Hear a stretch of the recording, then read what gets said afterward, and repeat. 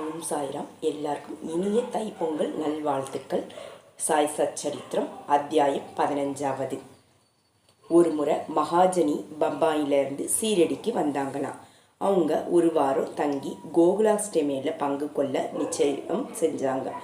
தரிசனத்திற்கு பிறகு பாபா அவரிடம் எப்பொழுதும் திரும்பி போயிறாயின்னு கேட்டாங்க. அவருக்கு பாபாவின் கேள்வி ஆச்சரியத்தை கொடுத்தது. பதில் சொல்லியே ஆகணும்னு, அதனால அவங்க நீங்க அனுமதி அளிக்கும் பொழுது என்றார். பாபா அவரை அடுத்த நாளே திரும்பி போக சொன்னார். பாபாவின் சொற்களே ஆணையாகும், அதை நிறைவேற்றுவது அதி அவசியம். காக்கா மகாஜனி உடனேயே திரும்பி விட்டாங்க. பம்பாயில காரியாலயத்தை அடைஞ்சவுடன் சேட் அவரை அவசரமா எதிர்பார்ப்பதை பார்த்தாங்க. குமாஸ்தாவின் நிலை திடீர்னு மோசமானதால காக்கா அங்க இருப்பது ரொம்பவும் அவசியம்னு மகாஜனிக்கு சீரடிக்கு எழுதின கடிதம் பம்பாய்க்கு திரும்ப அனுப்பப்பட்டது. அடுத்ததா ஒரு முறை பாபு சாஹேப் துமால் ஒரு வழக்கிற்காக நிபாட் நீதிமன்றம் போய்கொண்டிருந்தாங்க. சீரடியில் தங்கி பாபாவை தரிசனம் செஞ்சுட்டு உடனேயே நிபாட் போக விரும்பினாங்க. ஆனா அதற்கு பாபாவின் அனுமதி கிடைக்கவே இல்லை.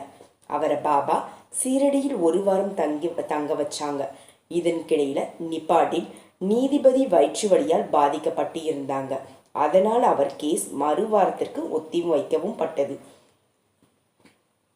ஒரு வாரத்துக்கு பிறகு பாபா சாஹிப்பிற்கு திரும்புவதற்கான அனுமதியும் கிடைச்சது. அந்த வழக்கு பல மாதங்கள் வரை பல நீதிபதிகள் முன்னாடி நடத்தப்பட்டது. துமால் வழக்கில் ஜெயிச்சாங்க. அவருடைய கட்சிக்காரர் விடுதலையும் அடைஞ்சாங்க. ஸ்ரீ காக்கா சாஹேப் நிமோன்கர் நிமோனை சேர்ந்தவங்க. அவர் கௌரவ நீதிபதியாக இருந்தார். அவர் சீரடியில் தம் மனைவியுடன் வசித்து வந்தாங்க. ஒரு முறை அவர் மகன் பேலாப்பூரில் நோய்வாய்ப்பட்டு விட்டாங்க. அவங்க தாயார் அங்கு சென்று அவனுடன் உறவினர்களிடம் தங்க நிச்சயம் செஞ்சாங்க. ஆனால் நானா சாஹேப் அவளை மறுநாளே திரும்பி வருமாறு சொன்னார். அவர் என்ன செய்வதென்று தெரியாத குழப்பத்தில் ஆழ்ந்தாங்க. ஆனால் பாபா அவருக்கு உதவி செய்தார். சீரடியில் இருந்து கிளம்புவதற்கு முன்னாடி அவள் பாபாவிடம் சென்றார். அவர் சாட்டேவாடாவின் அருகில் மற்றவர்களிடம் நின்று கொண்டிருந்தார். அவர் பாதங்கள்ல விழுந்து வணங்கி போவதற்காக அனுமதி கேட்டான். பாபா அவளிடம் சீக்கிரம் அப்போ, கவலைப்பட வேண்டாம், அமைதியுடன் பேலாப்பூர்ல உறவினர்களிடம் சந்தோஷமாக இருந்துட்டு சீரடிக்கு திரும்பி வா என்றார். பாபாவின் வார்த்தைகள் சந்தர்ப்பத்திற்கு ஏற்றவாறே அமைஞ்சது. நிமோன்கர்ல கர்மயோகி அக்னிஹோத்ரி பிராமணர் ஒருவர் இருந்தாங்க. அவங்க பெயர் மூலி சாஸ்திரி. அவர் ஜோதிடத்துல ஆழ்ந்த அறிவு பெற்றிருந்தாங்க. ஒரு முறை அவர் நாக்பூர்ல பூட்டி சாஹேப்பை சந்தித்து பின் மற்றவரிடம் பாபாவை தரிசனம் செய்ய மசூதிக்கு போனாங்க. பாபா பல வியாபாரியிடம் இருந்து பலவிதமான பழங்களை வாங்கி மசூதியில் இருந்தவர்களுக்கு கொடுத்தார். பாபா சாமர்த்தியமாக மாம்பழத்தை 4 பக்கமும் அழுத்தி அதிலிருந்து முழு சாரையும் பிழிந்துவிட்டு கொட்டியே எரிந்து விடுவார்.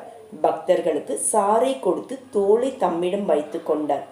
ரேகை பார்க்கும் ஜோதிடத்தில் வல்லுநரான முலே சாஸ்திரி பாபாவின் கைரேகை பார்க்க விரும்பினார். பாபா அவர் வார்த்தைகளை கவனிக்காமல் அவருக்கு 4 வாழைப்பழங்களை கொடுத்தார். மூளை சாஸ்திரி குளித்துவிட்டு புனித வஸ்திரங்களை அணிந்து அக்னிஹோத்திரத்தில் ஈடுபட்டாங்க. பாபாவும் தன் நியமப்படி லேண்டி பார்க் சென்று விட்டார். போகும் பொழுது அவர் சிறிது சிவப்பு கலர் கொண்டு வா, எனக்கு வேண்டும் என்றார். பாபாவின் வார்த்தைகளின் பொருள் யாருக்கும் புரியல. கொஞ்ச நேரத்துக்கு பிறகு பாபா திரும்பி வந்தார்.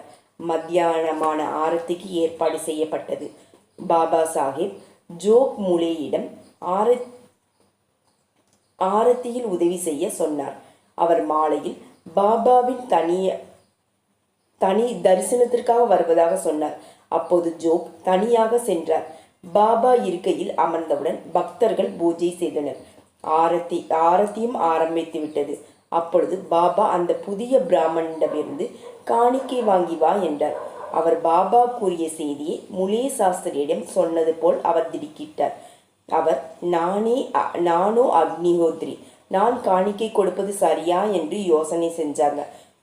பாபா மகனாக இருக்கலாம், ஆனால் தாம் அவர் சீடன் இல்லையே என்று நினைத்தார். அவ்வாறு நினைத்த போதிலும் பாபாவை போன்ற மகான் தட்சணை கேட்டு கோடீஸ்வரர் அதை தம்மிடம் வாங்க வந்திருக்கும் போது எப்படி மறுக்க முடியும்னு யோசனை செஞ்சாங்க. அவர் தம்மை சுத்தமானவர் மற்றும் பவித்திரமானவர் என்றும் மசூதியை பவித்திரமா இல்லாததாக நினைத்து தள்ளி நின்று கைகூப்பி பாபாவின் மீது மலர்களை வீசினார். திடீர்னு அவர் பாபாவின் இருக்கையில் தமது குருநாதர் கோலப் சுவாமி அமர்ந்திருப்பதாக பார்த்தார். தமது குருவை அங்கு பார்த்ததில் அவருக்கு ஆச்சரியம் ஏற்பட்டது. கொஞ்ச நேரம் அவர் வாயிலிருந்து வார்த்தைகள் வரவே இல்லை. அவர் தம்மை கிள்ளி பார்த்து கொண்டார். கைலாசயத்தில் இருக்கும் கோலாப் சுவாமி எவ்வாறு மசூதிக்கு வந்தார் என்பது அவருக்கு புரியல. தமது சந்தேகத்தை விளக்கி முன் சென்றார். குருவின் கால்களில் விழுந்து வணங்கி கைகூப்பி துதிக்க ஆரம்பிச்சாங்க. மற்ற பக்தர்கள் பாபாவின் ஆரத்தி பாடிக்கொண்டிருந்தார். ஆனால் முலே சாஸ்திரி தம் குருவின் பெயரை ஐயகோசம் செய்தார். பிறகு அவர் ஜாதி மத வித்தியாசம் அகம்பாவம் மற்றும் சந்தேகம் என்பதை எல்லாம் விட்டு குருவின் கால்களில் விழுந்தார். அவர் கண்களை மூடிக்கொண்டிருந்தார். எழுந்து நின்று கண்களை திறந்தபோது பாபா காணிக்கை கேட்பதை உணர்ந்தார். பாபாவின் ஆனந்த ரூபம் மற்றும் விவரிக்க முடியாத சக்தியை கண்டு முலே சாஸ்திரி புலங்காங்கிதம் அடைஞ்சார். அவர் ஆனந்தத்திற்கு எல்லையே இல்லை. அவர் பாபாவை மறுபடி வணங்கி காணிக்கை அளித்தார். ஒரு முறை தாசில்தார் ஒருவர் தம் டாக்டர் நண்பருடன் சீரடி வந்தார். டாக்டர் ராமர் தான் தம் இஷ்ட தெய்வம் என்றார். நான் முகமதியனை ஏன் வணங்கணும்னு நினைச்சு சீரடி வர முடியல. இதற்கு தாசில்தார், உன்னை பாபாவை வணங்குமாறு யாரும் கட்டாயப்படுத்த மாட்டாங்க, நீ அப்படி செய்யவும் வேண்டாம், என்னுடன் நீ வந்தால் எனக்கு சந்தோஷமாக இருக்கும் என்றார். அவர் பாபாவின் தரிசனத்திற்காக சீரடி சென்றார். ஆனால் எல்லாருக்கும் முன்னால் சென்று பாபாயை வணங்கும் டாக்டரை பார்த்து எல்லோருக்குமே ஆச்சரியம் ஏற்பட்டது. அவர்கள் டாக்டரிடம் தம் எண்ணத்தை மாற்றி பாபாவை சாஷ்டாங்கமாக வணங்கியதன் காரணம் கேட்டபோது அவர் பாபாவின் இடத்தில் தமது இஷ்ட தெய்வமான ஸ்ரீ ராமரை கண்டதாகவும் அதனால் வணங்கியதாகவும் சொன்னார் டாக்டர். அப்படி சொல்லி கொண்டிருக்கும் போதே அவருக்கு பாபாவின் உருவம் மறுமுறை தெரிந்தது. அவர் ஆச்சரியத்துடன், இதென்ன கனவா, இவர் ஒரு முஸ்லிமாக எப்படி இருக்க முடியும், அட இவர் ஒரு அவதாரம்னு சொன்னார் டாக்டர். மறுநாள் அவர் உபவாசம் ஆரம்பித்தார். அவர் பாபா தம்மை அழைக்கும் வரை தம் மசூதியை விட்டு போக போறதில்லை என்று உறுதி செய்தார். 3 நாட்கள் சென்றது. 4வது நாள் அவருடைய